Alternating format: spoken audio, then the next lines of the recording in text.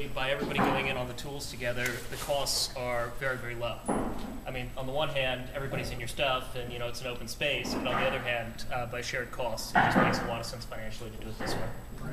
I mean, it depends. If you were doing boats like you, and you needed tons and tons of space, this probably isn't your ideal place. But if you're doing small contract manufacturing stuff, it's just perfect. These guys actually are also a for-profit entity. They make children's toys.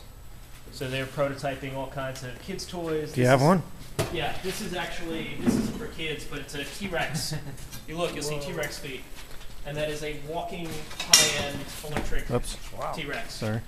That balances, walks, trounces, dances, everything. It's a robot. It's a robot. Wow. I mean, that's uber high-end. That's very, very expensive components, but it's pretty cool. Freaky. So they have stuff here for all sorts of different approaches. He was mentioning that they were working on toys, and you can see that's robotics and very kind of precision machining.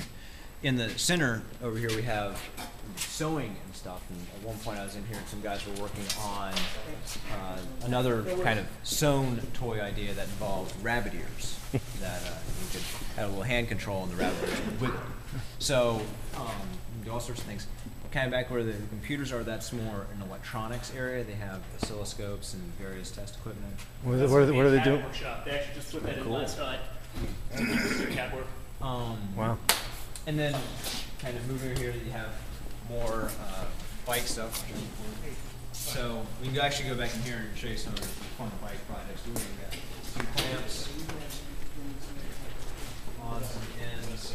Back here is where the local group, I think they're called Skull, but they create and mod bikes. You have these crazy awesome hybrids of all sorts of stuff. So I believe it's SCUL, and they call them their Armada, and this is kind of where they operate out of at the moment. I could be wrong on much of that, so I'll check my sources. Cool. They have all the space and stuff they need to work on things here. And then going kind of this way, so you've got wood over on one side, some more like soft craft stuff in the middle. Oh, it's a real wonderland of creativity here. Oh man, is it ever. Precision machining. They have a collection of vertical mills. A nice big lathe here, a lathe that's kind of in repair over there. How much does a machine like that cost? Lots. Huh? Significant amount. I don't know for sure what they paid for that, but it's especially something that has as many components as that. And Really? PROs, and that actually I believe is full CNC. What is that, like an oscilloscope or something like that? That's actually a control panel. So, if you're felt like just machining things by hand, this would be used as a digital readout. These things are connected to sensors that actually will tell you exactly the position of this underneath the milling head. Okay. For more complicated things, you can actually program this essentially to drive the table back and forth, up and down. Oh wow! Turn the head. So it's a very I don't really know what an oscilloscope is. It was the first big technical word I could think of. But that's cool. If you're curious, an oscilloscope it measures something that measures the electrical traces. The original ones used a cathode ray tube and bent electron beam. Digital calipers are right. Then we have a nice build Clausing lathe. Again, big, shiny, very spiffy. And big compressors, they have three-phase power throughout the shop. So precision machining, and then continuing down, you have metal fabrication. So they have welding. I think the TIG is currently down for repairs, but they have MIG. I don't know if they have a stick welder. I'd imagine one of these would be stick weld. But so they have most of the kind of relevant welding technology here. This area they do everything from art and odds and ends to, as Jeremy was working on back there, prototyping and kind of manufacturing stuff. There's a girl who actually, when you guys go back over there, you have to check along that desk. There's a bunch of examples of art and other things made here. There's a girl that's going to be teaching a class on making lanterns, metal lanterns. So back here they have their welding streams and kind of stuff all set up.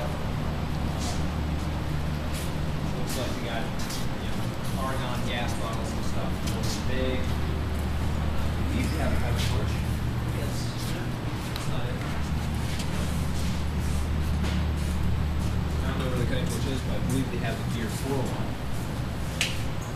You can see kind of more kind of fun art things. I think someone was working on a iron forge, propane burning. Oh my god! And here's a little part of a, obviously a 70s probably, maybe. Amazing. And then you've got your kind of gathering space. Use this to tell people about various things in the classroom you're doing. How many people are? Well, first of all, how is it structured? How would somebody get to use these facilities? And then how many people do you have that are doing that? I'd say there are a few main ways that people can get to come and work here. One is membership. You pay a monthly or a yearly fee, and they have hours that are actually posted outside. But weekdays at 7 p.m. until 11 p.m. are open to members. And you just come in and work on kind of whatever, provided you are competent in whatever it is you want to be doing. Second is you can participate in the class. So you sign on, you don't have to be a member to participate in class. Those are usually listed online via an Eventbrite site. You can sign up, and again, that kind of runs range from building a boat, metal lanterns, learning how to program with Arduino and things like that. My route was, I was looking around their website and saw they were soliciting class proposals, and I said, I'd like to teach a boat. Teach people to build a boat. I said, hey, that sounds really cool. So I worked with them, I put together the whole class proposal, did a lot of the advertising, and we got people to sign up for building a boat, which is kind of rare, seeing as people kind of live in apartments here, and the boat's like 16 feet long. You just store that. You can, so those are kind of the first three. Obviously, you can rent space and come and prototype, or not necessarily prototype, rent a workspace and come here and work. Usually they are given keys, so they are able to come in pretty much whenever they need to. Okay. So how many members are there? I do not know. You'll have to ask E that. How many people are in here on a typical day? It depends on the actual, the day-to-day. Yeah. One thing that happens, and also that you can volunteer. You can come in and volunteer and work. So they have one thing called Building the Asylum, and that's actually, they have put together all these pine work tables and stuff you see back there. Yeah. So if somebody didn't know a whole lot about any of this stuff, but they wanted to learn, they could come in and apprentice, just kind of be a gopher kind of a thing. They could come in volunteer. It wouldn't even be gopher. It would just, they'd say, okay, here's a drill. This is, this is how you use it. This is what we're going to do. We're going to assemble these tables. There's a guy who was working at an engineering firm in Boston. His name is Boston Dynamics, and he's got a number of nice, plans drawn up for these tables. So this is what we're going to build, and you'll have someone who is competent with woodworking or whatever, teaching you how to do all these things. Okay. So, yeah, that's the teaching is kind of a big component. They like people to come and teach because, and also, teaching is done very fairly. Basically, with mine, it was the cost of the materials were included in the class. So, you pay for the materials, and then what's left is split 60-40 between teacher and artisans.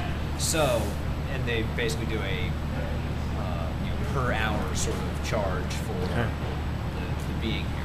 So people would come here because they have a love for a particular thing, or they're like hobbyists. What about other reasons? Money making aspect, like manufacturing and so forth. That's certainly why Jeremy's here, and many of the others. Is that, as he was saying, it's more cost efficient for him to come and work here rather than trying to get together his own, machining, welding, space sort of situation. Okay. So there's certainly that drives it well. I don't know what their per month fee is, but Jack, you got anything? I don't know what the fees are. Well. No, I mean just in general. No, we'd have to ask Guy probably. Okay.